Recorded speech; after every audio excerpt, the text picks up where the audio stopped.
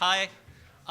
Thanks so much for coming. I'm sorry we're starting a little late. We are a victim of our own popularity, it seems like. So we're trying to get people settled, but we're going to get started, and people will kind of trickle in and maybe trickle out a little bit as well. So thanks for your patience. First of all, welcome, and thank you for coming today for a debate on America's foreign policy under the current Trump administration. We proposed this idea to Alumni Relations months ago, and it's only become more timely since. We were just making sure nothing has happened in the last 15 minutes that would totally change the tenor of today's debate. First of all, this debate has two sponsors. The first is the student organization Women in International Affairs, a new initiative dedicated to building a community of graduate student women who aspire to enter careers in international affairs. WIA provides opportunities for women to discuss current issues in international affairs, network with professionals across the country, and receive guidance and mentorship. And the co-founders are Nicole Beckman-Tessel, who's a graduate of the college in 2007, so an alum, and also currently a history graduate student, and Ria Mahanta, a Committee on International Relations MA student. They're going to be at the reception after this debate, so you'll have an opportunity to talk to them. The second sponsor is CIR, the Committee on International Relations. CIR is the country's oldest graduate program in international relations. Senior lecturer Matthias Staisch, who's in the doorway of CIR, is the guiding light of this whole event and put it together. CIR is not only the nation's oldest graduate program in IR, but it's also a key part of Chicago's historic strength in the study of international relations. I'm the faculty director, so if I can just boast, we cracked for the first time the Foreign Policy Magazine's top 10 MA programs in international relations. We're like this tiny shoestring operation outside of Washington and New York, and we're moving up in the world. So that's my boast, and I'll stop. The real stars today are our two debaters, who are rising stars in the study of international relations. They're both assistant professors of political science. Paul Post, on my right, is the author of Organizing Democracy, How International Organizations Assist New Democracies, for sale on your way to the reception at the desk. He also just got another book accepted at Cornell University Press on military alliance formation. Austin Carson is also an assistant professor. He has a forthcoming book from Princeton University Press called Secret Wars, Covert Conflict in International Politics. So I think you can pre-order the book if you're so inclined. Both have published many, many journal articles. They've also both won major disciplinary awards for their research. So these guys are on the way up. All right, so what are we going to be doing? We're going to be debating the virtues and vices of Donald Trump's foreign policy. Paul has volunteered, perhaps in a contrarian manner, to take the pro, arguing that Donald Trump has, in fact, advanced American interests and the interests of its allies abroad. Austin will be arguing against the resolution here. So how are we going to do this? First, a caveat. Anything involving the Trump administration is very polarizing. So I just want to be clear that neither speaker is necessarily reflecting his own personal beliefs. All right, so we set this up as a debate to try to get the sharpest arguments and the clearest claims, both for and against. But this is not like a partisan cable news yelling type thing, right? Just FYI for the crowd. Austin just said not yet. So I may lose control of this debate, and if so, I apologize in advance. There will be wine afterwards. Second, each is going to make an opening statement. Now, during this opening statement, you'll notice when you sat down, you should have a pen and 2 note cards. One note card is to write a question that will be collected in the aisle by some of our students and brought to me. So please do that in the first 20 minutes, the first 2 opening statements. They'll give opening statements, do cross-examinations, and then I'm going to do a quick moderated Q&A. I'm going to pick 3 or 4 questions from the crowd. This is not the only opportunity to ask questions. We'll all go to the reception afterwards, and we'd love to chat about this stuff. And so they're going to answer questions from the crowd that I'm curating. Then there will be conclusions, and then the other note card is to vote on what you think. Some of you may have made your minds up already, and that's fine, but hopefully the next hour will at least give you some food for thought. All right, and fourth and finally, there's going to be a reception, as I mentioned afterward, from 5 to 6, or maybe more like 5:15 to 6 at this point. And we'd love to have you join us. We're happy to talk about foreign policy, international relations, the University of Chicago, basically anything. So we're going to start 10 minutes for each. Paul Post, you are up. Excellent. And I will give you time signals as appropriate. Yes, all right? that sounds great. Can everybody hear me okay?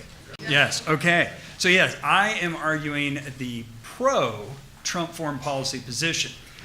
And the way I'd like to do this is I want to start by talking about a U.S. president who was dismissive of NATO allies, appointed John Bolton to a prominent foreign policy position, pulled the U.S. out of a major environmental treaty, enacted tariffs against a host of major trading partners, used aggressive rhetoric against Iran and North Korea due to their pursuit of nuclear weapons, passed legislation that bolstered the fortifications between the U.S. and Mexico border, and sought a close personal relationship with Vladimir Putin. I'm, of course, talking about George W. Bush.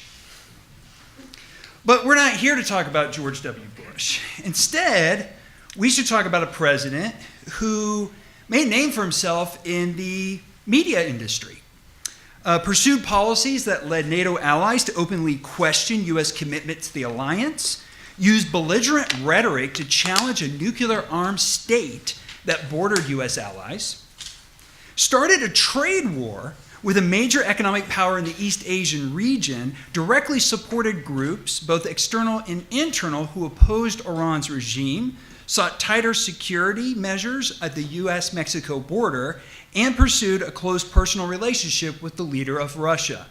I'm, of course, talking about Ronald Reagan. My point is that if we focus on the foreign policies pursued by the Trump administration, it's not hard to see that Trump is pursuing a foreign policy typical of modern Republican presidents. In a phrase, recent Republican presidents, including Trump, have pursued what Walter Russell Mead would label a Jacksonian foreign policy. And given by the portrait that's up in the Oval Office, I think Trump would embrace that label.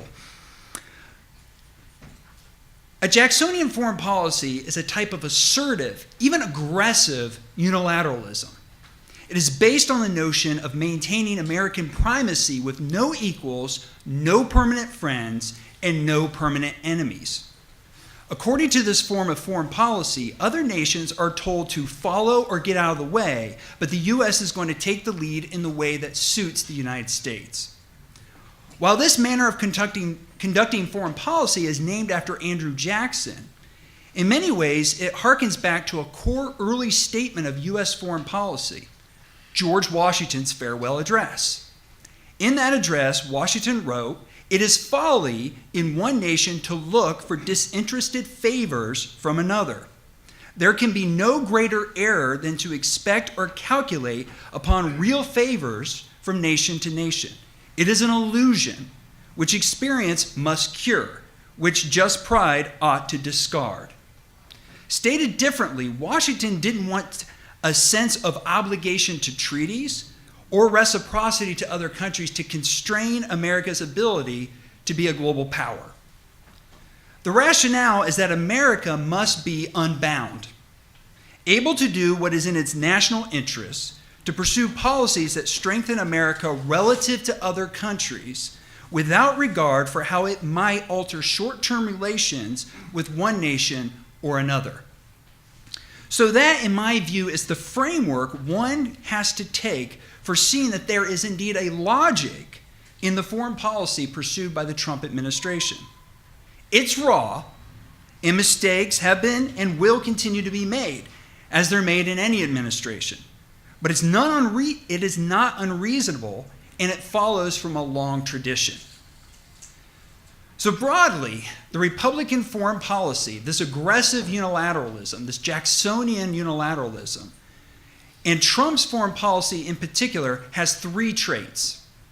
Trait number one, treating allies as secondary options, not equal partners. Relatedly, approaching international organizations and treaties with a healthy dose of skepticism. For example, in the case of the Iranian nuclear deal, Trump was willing to go against the wishes of U.S. allies by withdrawing from the agreement. From the perspective of the Trump administration, this was a necessary punishment to Iran for continuing to pursue policies that the United States perceives as destabilizing to the region, such as support for al-Assad's regime in Syria or support for Hezbollah against Israel. Now, one could argue that the U.S. could have conducted that type of punishment and stayed in the deal. But from the Trump administration's perspective, they opted for what you could call an omnibus approach. Put everything on the table, start over again. Trait number 2, using tariffs not just as a means of protecting domestic industry, but as an instrument of foreign policy leverage. From concerns over China stealing U.S. intellectual property to an oversupply of steel in the global market, buoyed by subsidies from foreign governments to their manufacturers. Imposing tariffs was not a beyond-the-pale response. Again, one might claim that there were more collaborative means of addressing these concerns, because the reality is there's actually little controversy that there's an oversupply of steel in the global economy. The debate is over what's the appropriate means of addressing it. But the Trump administration perceives that unilateral imposition of tariffs is a useful means of putting the U.S. in the driver's seat for renegotiating the terms of various trade deals. Trait number 3, a willingness to use tough rhetoric towards a rival, but then immediately embrace that rival. Now, some might find Trump's aggressive, direct rhetoric towards other leaders and nations to be off-putting, and I'll admit I'm one of those people. But I would argue, knowingly or not, Trump is simply taking a page from the Richard Nixon foreign policy playbook. Nixon developed the, quote, madman theory of foreign policy, end quote.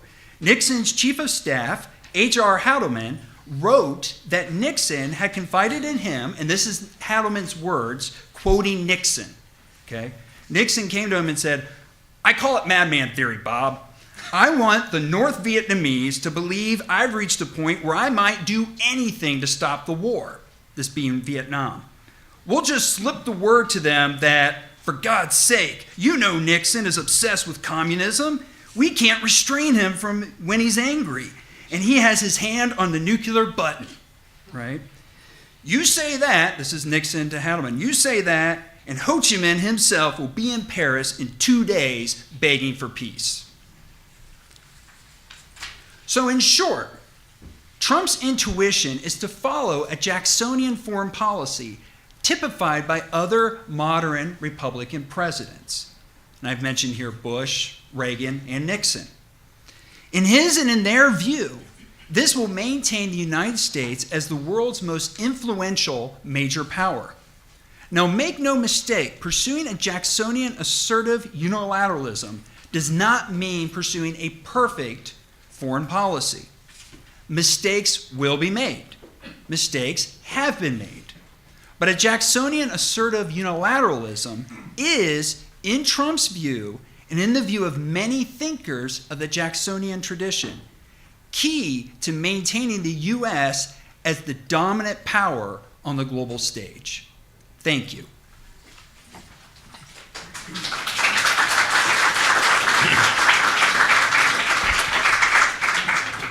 Okay, so we're now going to have Austin Carson. Please remember, if you have a note card and you have a question, write it down, and after Austin's talk, some students will circulate to grab them and bring them up to me. Okay, Austin. Great. Well, thanks to the sponsors, thanks to Paul, Matthias, and the other organizers, and thanks to all of you for coming. I'll be representing the position today opposing the wisdom of the Trump administration's foreign policy. And I want to start by acknowledging that the question of the merits of Trump's foreign policy is obviously complex, it's obviously thorny, and it's quite politically treacherous. And building on Paul's opening comments, I think our job today is to separate the pedestrian from the exceptional. That is, separating the aspects of Trump's foreign policy, which are essentially rebranded traditional conservative foreign policy, with those that are truly unique. And I hope to convince you that the unusual, exceptional elements of the Trump foreign policy are not a mere matter of impulsive tweets or of unsavory rhetoric, but are actually quite dangerous. And to do this, I'm going to focus on 2 specific areas, because I think the specifics matter. Nuclear proliferation and international trade. And in each of those areas, I'm going to do 2 things. First, I'm going to identify what I think is exceptional, what a previous Republican president, to sort of invoke Paul's intellectual exercise, would look at and say, I don't know if I would agree with that. And secondly, I'll explain why those differences matter. how those features are quite sensible when you understand Trump's individual psychology and the people he's appointed to positions of power in his administration, and how those features could make things like nuclear proliferation or rules-based international trade a lot worse in a very dangerous way potentially. So at the end of the debate, you can agree with basically everything Paul said in his opening comments.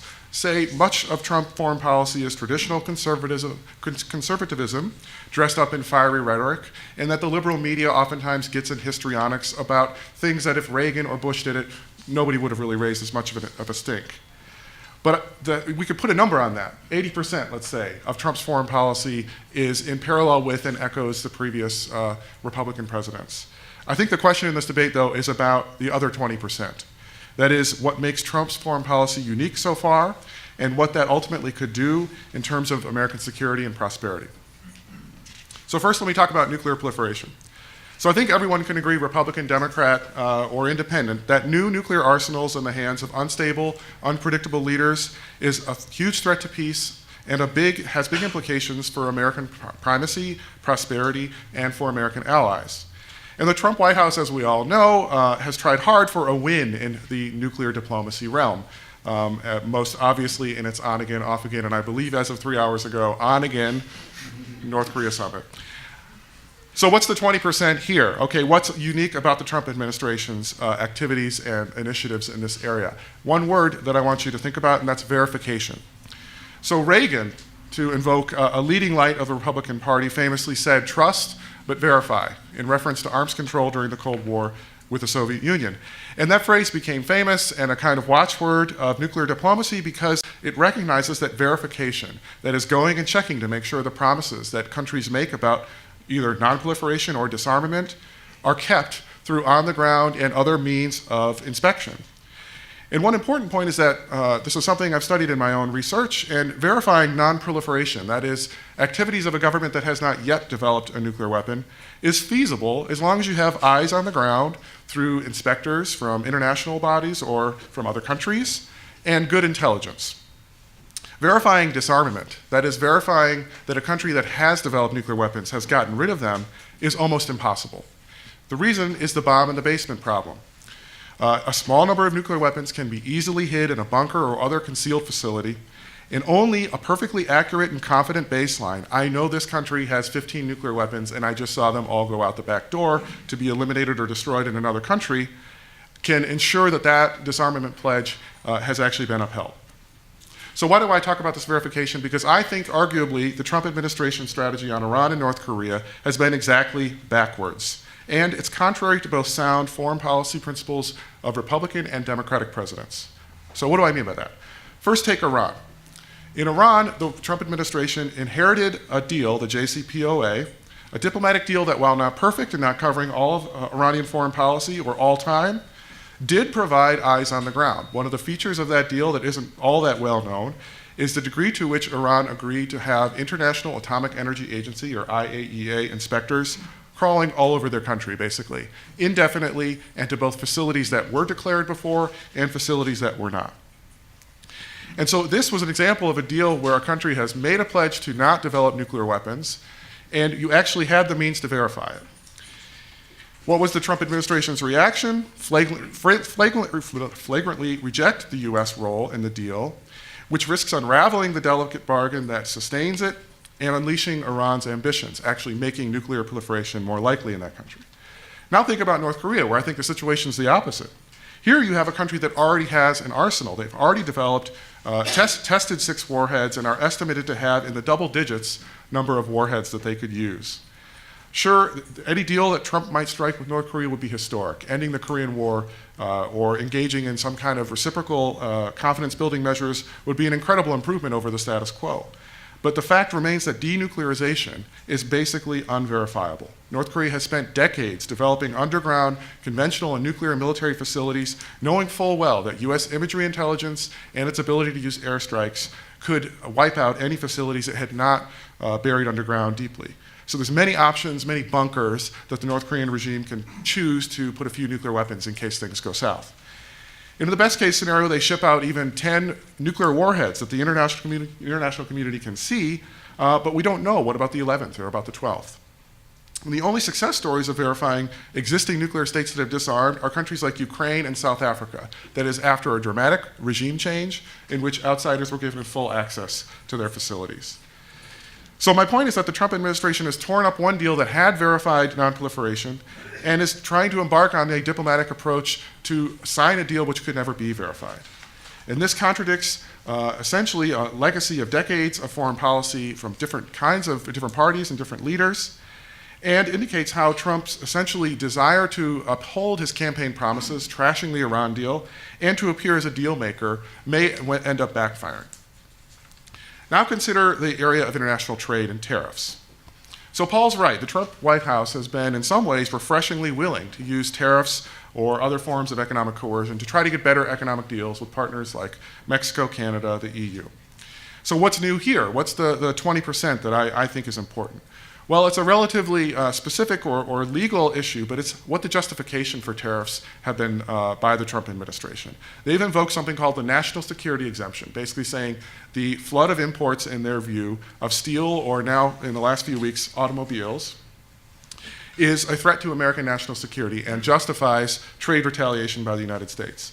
And that looks like no problem at first. It's invoking a law that's been on the books in the US for a long time, and even at the World Trade Organization, the WTO, there is room for invoking national security. But it's actually revolutionary, because that national security exemption has never been exempted or adopted or invoked by a country that's part of the World Trade Organization since it existed.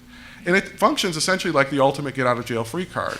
If you don't like the trade dynamics and they're hurting workers or some other group in your country, you just say, this is a national security threat, I'm going to impose tariffs. Well, that looks fine when we're doing it. It doesn't look so fine when other countries do it. And so the precedent that's been set, even if these trade deals are ultimately negotiated, even if NAFTA gets renegotiated to American benefit and Trump, the deal maker, comes through with a deal he can show and parade as a massive victory, the problem is that you have set a legal precedent to allow countries in any situation to say, national security, Florida oranges, they're a threat to my security, so I'm going to invoke that and impose tariffs.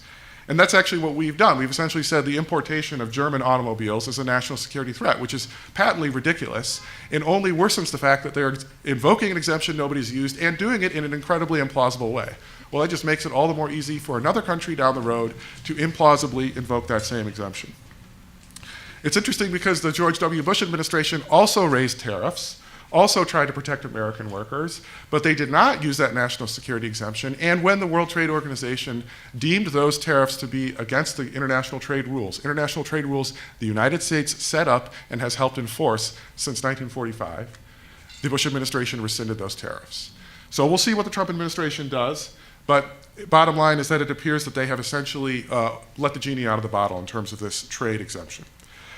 So to summarize, I think Paul has a great point, which is that the differences are exaggerated between the current president and past presidents. But remember that 20%, not just the 80% of similarity, but the 20% of exceptional aspects and exceptional behavior. And this isn't really a debate about historical novelty, it's about whether or not those differences are good for American prosperity, American security. And I think nuclear proliferation and international trade are two specific examples, and we could do this in other areas if we wanted, in which the answer is that they are worse for American prosperity and security. Thank you. Thanks, Austin.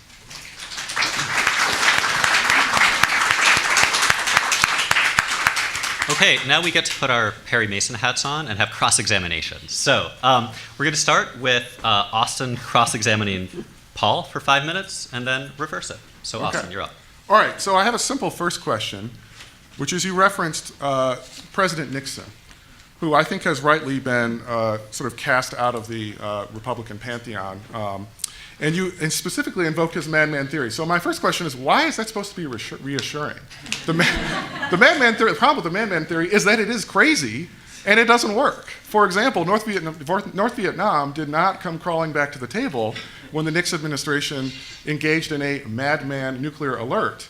They were just confused. They were just like, you're crazy and desperate. What are you doing? So what about that should make us feel any better about Trump's foreign policy? So it's a good question. Yeah, and I think that, and I'm going to say that to all of them, that's a good question, but I have a good answer. I'm pretty sure I have a good answer. It's a good question. So first of all, it's important to realize that during my remarks, I said, look, mistakes are going to be made. That doesn't, mistakes are going to be made, errors are going to be made. I like the passive construction of that. Yeah. Mistakes are made. Mistakes were made. Oops. And And with respect to Nixon utilizing the madman theory, I mean, it's important to realize something specific with Nixon, and then we can generalize it. So specific with Nixon is, on the one hand, yes, he was trying to use this as a policy towards specifically North Vietnam. But he had a larger audience than that, right? He had China as part of his audience. He had the Soviet Union as part of his audience. And so even though it may have sowed confusion within North Vietnam, it's hard to argue that it didn't play some role in helping to create the conditions by which Nixon was then able to go to China, right, and actually start to develop relations. That's why it was so shocking when Nixon was suddenly able to go to China, is other presidents couldn't do that because other presidents weren't perceived as this crazy lunatic who no one wants to mess with. And then all of a sudden you see this crazy lunatic showing up in China. And he's like, oh no, these guys are great. And suddenly relations are terrific with them. So I think that that's the aspect of it that can be useful, that even if it doesn't necessarily work in one context, which I actually think it might be working here, the broader audience, it can be effective.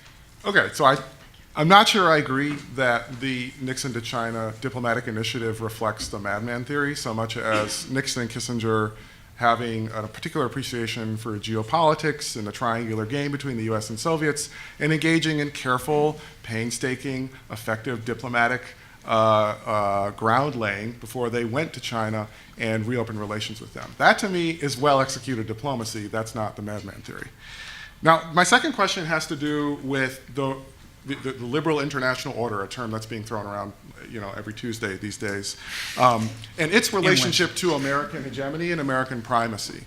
So I think something that both John Eikenberry, a liberal institutionalist in our field who has focused a lot on international organizations, and a John Mearsheimer, our colleague here at the University of Chicago and one of the most well-known realists in the world, would agree that the liberal order was created, the liberal order that I think the Trump administration is potentially undermining, that liberal order was created by the United States for the United States, okay? The rule-based international trade system based on free trade to the United States' advantage, okay? The Nuclear Non-Proliferation Treaty, just to return to the two things I talked about, created essentially by the US and the Soviet Union to create a cartel of countries that have nuclear weapons, the ultimate weapon that humans have ever created, and most countries don't get it. Guess who that benefits? The United States. So my question is, why do you think Trump's deviation from past Republican presidents like George H.W. Bush, and to a certain extent Reagan and George W. Bush, who have embraced the international liberal order as a means to maintaining America's position in the world, why do you think that approach is unwise now? Why abandon the system, the rules of the road that the US wrote to its benefit, basically? Why abandon those now? Should I say it again? Good question. Yes, that's right. No. Also true. And also true, yes. My answer to this is actually pretty simple. Yes, the U.S. played a role in creating these institutions and establishing these treaties. But the U.S., throughout the Cold War and following the Cold War, in no way ever felt bound by them. We can go through case after case after case after case where the U.S. disregarded the UN, disregarded NATO allies, disregarded trade provisions, and in many ways created these institutions more as a way to kind of constrain other states rather than constraining the United States itself. And so my counter-argument would be that the U.S. has always, even after creating these institutions, still pursued a very unilateral foreign policy. Okay, Paul, you get to return the favor. All right, terrific. So you brought up about specifically we're going to focus on, to start off with, the Iran and North Korea policy. Right, you brought up both of these, and rightfully brought up about the trust but verify. And I've even said many times this is one of the difficulties with kind of like using weapons inspectors, because you can hide a lot of things in many places. But what I would say is that, first of all, isn't the policy that you're advocating, you use the term legacy, but I would use the term insanity. Right? Because insanity, the definition of it is doing the same thing over and over again, expecting a different result. And we're not seeing a different result with respect to North Korea and Iran. So isn't the appropriate approach to finally take a different approach with those countries? I think, my first part of my answer would be I don't agree that we're doing the same thing with Iran over and over again and expecting different results. I think the Iran deal, while not a perfect deal by any means, and certainly not a comprehensive deal, was a radical break with the past. And I think as a result of that deal, you have a bunch of things happening, but one of them is that you essentially have technical experts from the IAEA all crawling all over the nuclear facilities in Iran, gathering all kinds of information. And one of the great things that happens when you do that is that if a country like Iran breaks out of its deal, or if the deal expires and Iran decides to resume its exploration of nuclear weapons or its pursuit of nuclear weapons, now you know all kinds of stuff about what they've got, what they had, and what they could do on what timeline and where. And so I would see, maybe we can agree that the definition of insanity is doing the same thing over and over and expecting a different result. But I think the Obama administration, for all its flaws, did a good job on negotiating a new kind of deal, and we got a new kind of behavior, which is that Iran's nuclear program is essentially and effectively frozen, and it will have indefinitely, okay, parts of the deal expire in 8 years, but indefinitely it will have an obligation to allow those inspectors all over its country. So that's a different outcome. As for North Korea, I'm not going to lie. I'm not really sure what to do about North Korea. But I'll tell you what I wouldn't do, which is remove all the sanctions and all the isolation that have been built up over decades of Republican and Democratic presidents in return for a vague promise to denuclearize, which, as I said, is almost literally impossible to verify unless you allow thousands and thousands and thousands of foreigners to crawl over North Korea's military sites and hope that you found all the underground layers they built that they might be able to hide things away. So I think that I'm worried that the Trump administration, in its eagerness to find a deal, will sign an agreement in which the two sides mean different things by denuclearize, and no matter what they mean by it, it is impossible to verify that. And now you've got a North Korea which has all kinds of access to resources with the same nuclear arsenal that it had before, and you have lost most of your leverage. So just as a quick counter to that, I guess I'd like to hear your reaction to this, is I would argue that with North Korea, there's, of course, a lot of talk lately about the Libya model, right, and about how that was put out there and probably not the best thing to have been said. But the model that I think is actually more hopeful and would point to the benefit of raising sanctions and actually improving relations would be the South African model. Right? That this is a country that gave up its nuclear weapons at the same time that sanctions were raised because of the apartheid regime. And so would you say, I would argue that that is actually the model they're aiming for? It's a fantasy because the model is based on regime change first, then denuclearization.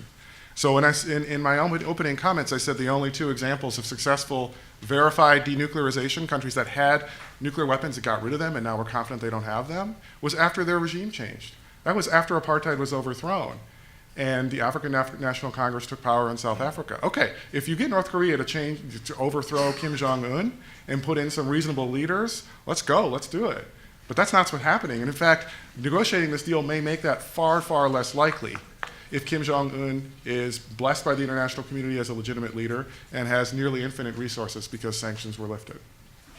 30 seconds. 30 seconds. On tariffs. Yes. So you brought up that obviously the Trump administration is now using a national security motivation versus a safeguard motivation. But wouldn't you argue that this is just simply learning? That they learned that, hey, if we use a safeguard, it's going to get vetoed in WTO, so we need to go with this other provision? I think you could say that it's learning. It's definitely an alternative that will work differently than the past. I think it might be learning the wrong lesson and weighing the wrong consequences, in that they are looking at what will be expedient in the short term to coerce through tariffs, and not thinking about how this same exception can be claimed by other countries down the road when they want to retaliate because Florida oranges are a threat to their security. Okay. Thank you. So, thank you for all the questions. If any of you want a master's degree, just staple a couple of these together and talk to me. They're really excellent. And I can only do a subset, but we're around afterwards to answer anything we didn't get to. These were the ones for Paul Post. These three were for the con side, which maybe gives a sense of the balance of the room, or maybe not. Maybe persuasion doesn't work. So I'm going to start with Paul, okay? Paul Post. The Trump administration has made little secret of its lack of interest in immigration, democracy, science and technology, the knowledge economy, right? Kind of what we might think of as soft values. why shouldn't we be deeply concerned about the implications of the Trump administration's rhetoric and policies on these dimensions for both the U.S.'s international reputation, but also for the vitality of its economy and society at home? No, so again, whoever asked, that's a good question. And the question does point to something that a lot of people talk about, this notion of soft power, right? You know, kind of invoking Joseph Nye, the idea that you have hard power and you have soft power. Hard power being basically military power and economic coercion. Soft power being more of this like persuasion that, you know, kind of alluring people to you because of the policies you pursue, the ideals you uphold, and so forth, be it democracy, human rights, and so forth. And so to me, that question really points to, is what the Trump administration doing kind of undermining U.S. soft power, right? And is hard power enough to make up for that, to be able to maintain U.S. primacy? And my answer to that would be that the reality is that the lesson that's been drawn, that the United States, I would say, is drawn, and if the Trump administration is looking at past Republican and Democratic presidents, is that hard power at the end of the day wins out. And that there might be policies that are pursued that could undermine U.S. soft power, but if the Trump administration is taking measures to use economic and military coercion, that's in line with what the United States has done throughout the era of the liberal institutional order. Okay, so Austin, you kind of got multiple variants of the same question, which touch on what you were just talking about. So I'm hoping you can kind of move beyond your last comments on North Korea. So the basic questions I'm going to try to summarize is, on North Korea in particular, right? Maybe the madman posture is actually working. Kim Jong-un certainly adopted a madman posture. It's worked great for him so far, right? So what exactly, is this just media overreaction to Trump? If Barack Obama was doing the exact same things, would the New York Times be writing the same kind of editorials? Or is in fact North Korea kind of a risky but plausible strategy in the face of a very, very difficult problem? I guess my answer to that is I agree with most of it, but I don't think it addresses the fundamental structural problem with the deal with North Korea. So I think I would concede that Obama would not be able to conduct the kind of sort of rapidly moving, vacillating, but I think in actually kind of a strategically crazy like a fox kind of way. I don't think Obama could do that. I don't think Kim Jong-un would negotiate in the same way with Obama. I think Trump brings a lot of good things to the table in terms of negotiating strategy. My point is that no matter how much skill you bring to the table, you sit down, and the big elephant in the room is that this country has nuclear weapons, number one, and number two, no matter what they say, you can't verify that they got rid of those nuclear weapons. So the premise of this diplomacy, this diplomatic deal, to me, is flawed. And so I think that you can give all credit due, and you can say, yeah, the New York Times would probably be heralding this as Obama's greatest effort to use his charisma to negotiate a deal with North Korea. But I still think that people who study issues of nonproliferation, verification, and North Korea experts would say, they have a bomb, it could be spirited into the basement and we won't know, so be very careful what you negotiate and be very careful what you sign on to. The thing that Trump will do that I don't think Obama would is Trump is so eager for a win and is so eager to look like a deal maker, he may be willing to take a denuclearization pledge as some sort of token gift when in fact it means very different things and is unverifiable at root. Okay, so I'm going to ask both of you the same question. And I'm going to paraphrase a really interesting question that came up here.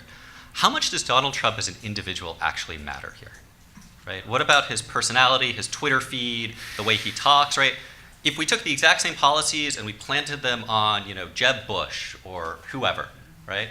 Would you be equally as excited or equally as worried, or not, right? So, Paul, why don't we start with you? Okay, yeah. So this also gets to another big issue that's being addressed by a lot of IR scholars. The last question mentioned soft power versus hard power. This is that there's been a whole slew of articles and research been done lately about the role of leaders. Do leaders matter? Under what conditions do leaders matter? What traits? If they've had military experience, if they were a second child, all these kind of things, right? These are all things that they look at, to determine, what makes them effective. And what has been found so far is that it does make a difference on the margins, right? That the first thing is first, which is power, military power, hard power, what realist scholars would call, or even non-realists would call, the structure of the international system. How many major powers are there, the distribution of that. But that doesn't determine the foreign policy. Kenneth Waltz even said that's just a theory of international politics is not a theory of foreign policy. So, but within that constraints, now you have some movement to make decisions. And at that point, leadership does matter, right? And so if you are faced, if the structure of the system allows you to follow option A or option B, now it matters what the leader decides to do. So in that sense, I think the leader matters in terms of choosing the options. But I don't think the leader actually generates the options. So you haven't used the word Donald Trump yet. No. Could you address Donald Trump for us? Can I address Donald Trump then? That was the question. And so I would say that what Donald Trump is doing is, aside from the rhetoric,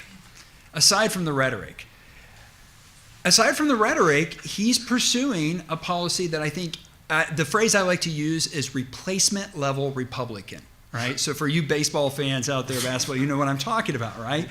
Which is that if you remove Donald Trump and replaced him with any other Republican, I think you would see a very similar foreign policy. Different rhetoric, for sure, but very similar foreign policy. Austin? I think it's a great question, and I would echo Paul's comments that this is an area of research that's in our line of business is getting a lot of attention lately that I think is only going to be helped by at least the perception that Donald Trump is a singular president in American history. I think my position would be that, yes, I think Trump and the unique aspects of Trump do matter. And I think I want to agree with Paul that I'm not going to hang my hat on, fiery rhetoric, the way he talks. Let's just imagine that doesn't matter, okay? I do think it matters, but I don't want to die on that hill, so to speak. So one thing I think is unique about Donald Trump and sort of cashes out in one of the things I talked about in my opening comments is campaign promises. So this is a little bit about how he talks, but it's specific policy positions he took in his campaign.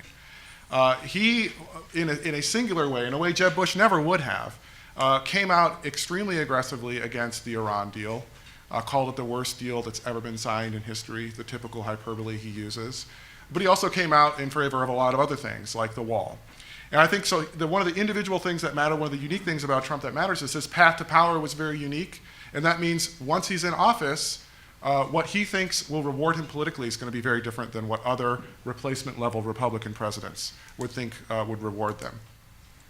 And the other thing I would say is that the existing, this growing research in our field on this also points to a different way that individuals matter, and not just Donald J. Trump. It would be the advisors he appoints. So if you look at somebody like John Bolton, that's a person whose role in nuclear nonproliferation and nuclear diplomacy for the Trump White House is something that could be very, very dangerous in terms of the diplomacy with North Korea and with how the Iran, sort of the aftermath of the pullout of the Iran deal ultimately works out.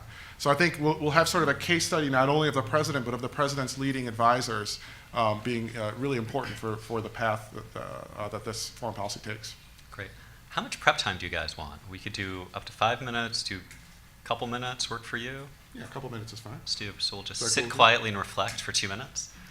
And then talk amongst yourselves. Yeah, and then there will be a 5-minute closing statement. Then you can write your vote, pro or con, on the note card. We'll collect them, and then there will be free food afterward. So and wine. You're all that stands between these people and free food to drink.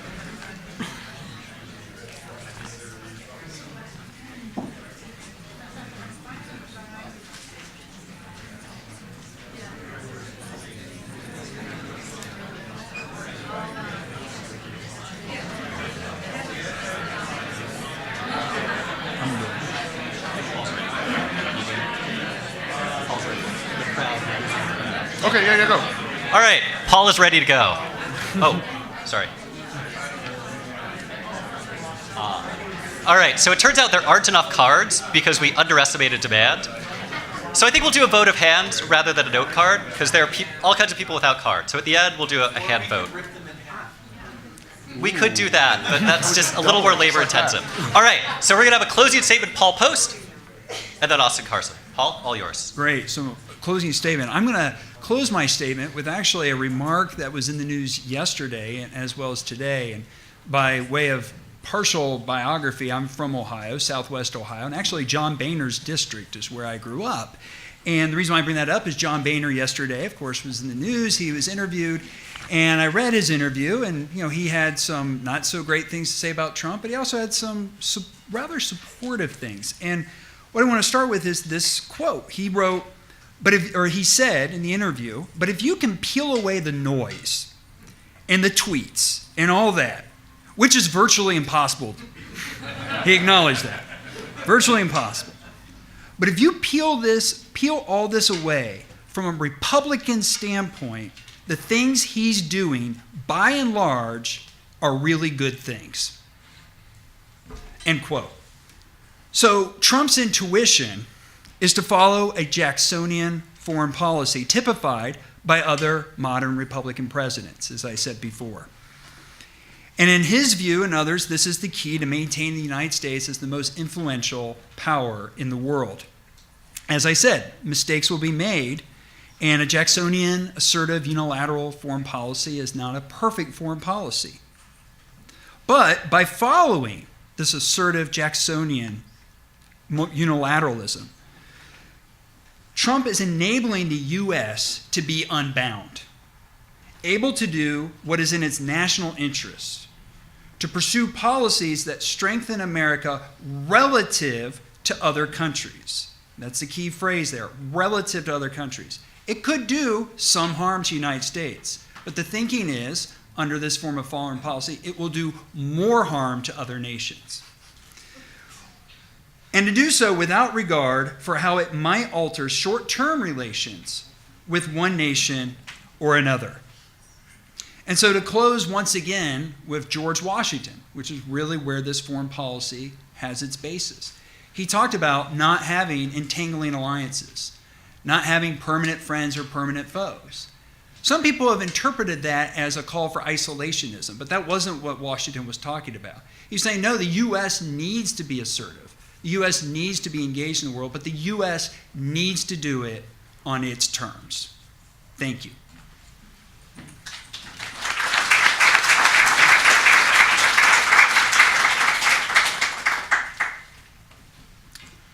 All right, well, thanks, Paul, for a wonderful debate, and this has been a fascinating conversation. And I think I want to start by reminding you of my 80-20 formulation, okay? One way I think about what Paul's position has been in this debate is a bit like if we were debating, and please follow, this is a little bit of an extended analogy. If we were debating whether or not to feed my 3-year-old son ice cream for every meal for the rest of his life. Okay, so I'm going to be against that. Paul's going to be in favor of that. Paul's position is ice cream is kind of like other foods, right? It has cream in it, it's cold, and it tastes good. My position is, yeah, okay, sure, it does have some similarities with other foods. It also has a lot of sugar. And so if you feed my 3-year-old ice cream for every meal, like, have fun. You can take care of him. I don't want him. Okay? So the point is that the novelty of Trump vis-a-vis previous presidents is not really what we're here to debate. What we're here to debate is whether or not the things the Trump administration has done are good for American prosperity and security or not. And I think that 20%, that sort of the sugar in the ice cream, or for Trump, some of the things I pointed to in the nuclear proliferation or international trade realms, that 20% matters a lot. He is different than past Republican presidents, and it's not just rhetoric.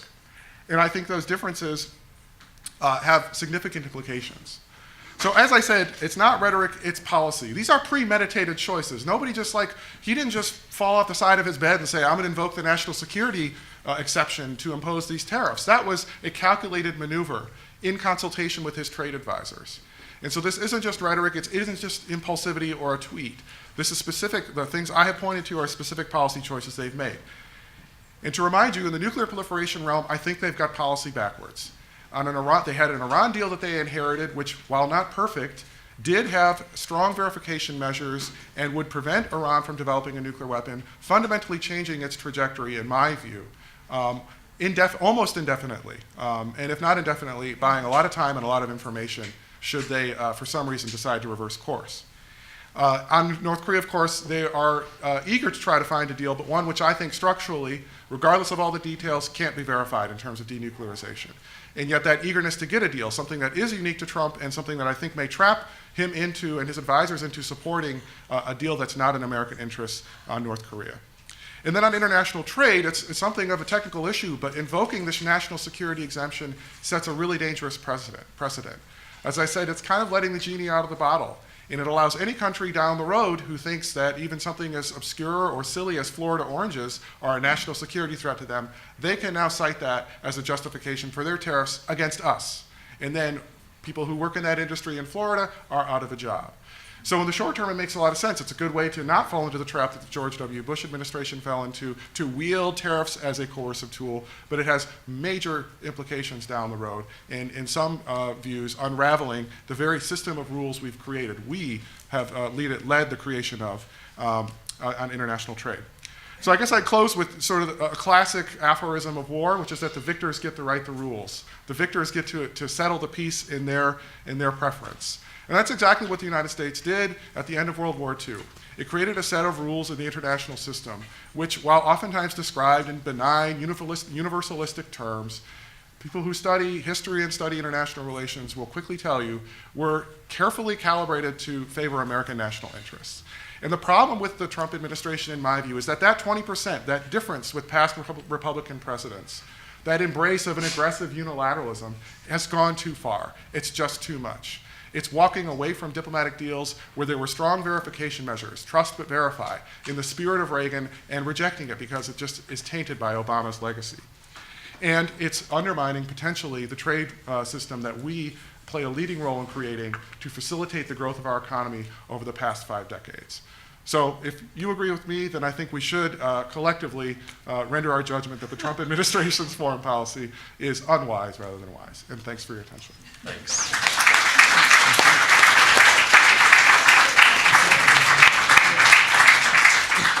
So let's take a vote. All those in favor of the pro, raise your hands.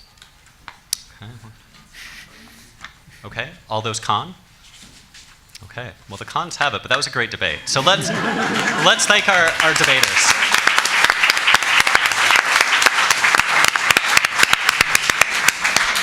The reception is that way. So please join us.